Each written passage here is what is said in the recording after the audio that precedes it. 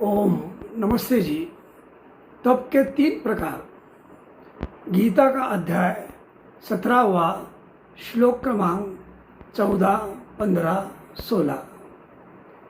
3 प्रकार के तप है। एक शारीरिक तप, दूसरा वाणी का तप, तीसरा मानसिक तप। शारीरिक तप देव द्विज गुरु प्राज्ञ पूजनम आर्जवम शौचम आर्जवम ब्रह्मचर्यम अहिंसच शारीरम तप उच्यते। देव द्विज यानी ब्राह्मण, देव द्विज गुरु प्राज्ञ यानी विद्वान, इनकी पूजा करना यानी कि सत्कार करना, सम्मान करना और शुद्धता को, सरलता को, ब्रह्मचर्य को, अहिंसा को जीवन में इन गुणों को धारण करना शारीरिक तप कहलाता है। वाणी का तप अनुद्वेकर वाक्यम सत्यम प्रिय हितम च यत् स्वाध्याय अभ्यासेन चैव वाङ्मय तप उच्यते। ऐसी वाणी कहना कि सामने वाले को बेचैनी न उत्पन्न हो, साथ ही साथ वाणी सत्य हो, प्रिय हो, हितकरी हो और अर्थ साहित्य का स्वाध्याय करना भी यह वाणी का तप कहलाता है। अर्थ साहित्य में 4 वेद, 6 दर्शन शास्त्र, महर्षि दयानंद सरस्वती के 20-22 ग्रंथ, ये उनका समावेश होता है। जो वेदानुकूल किताब हो उसका समावेश स्वाध्याय के अंतर्गत आता है, क्योंकि स्वाध्याय को भी परम तप कहा गया है। इसलिए स्वाध्याय के साथ अभ्यास होना ये वाणी का तप कहा गया है।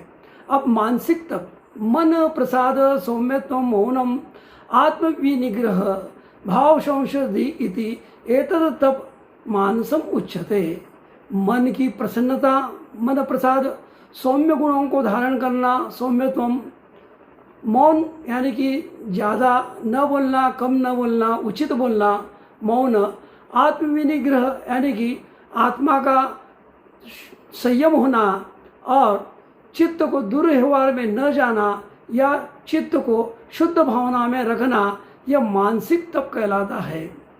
तप यानी कि द्वंद्वों को प्रसन्नतापूर्वक सहन करना, जीवन में आने वाले सुख दुख, लाभ हानि, जय पराजय, मान अपमान, शीत उष्ण आदि द्वंद्व है वो मनुष्य के जीवन में लगातार आते रहते हैं, लेकिन इन्हें प्रसन्नतापूर्वक सहन करना तप कहलाता है।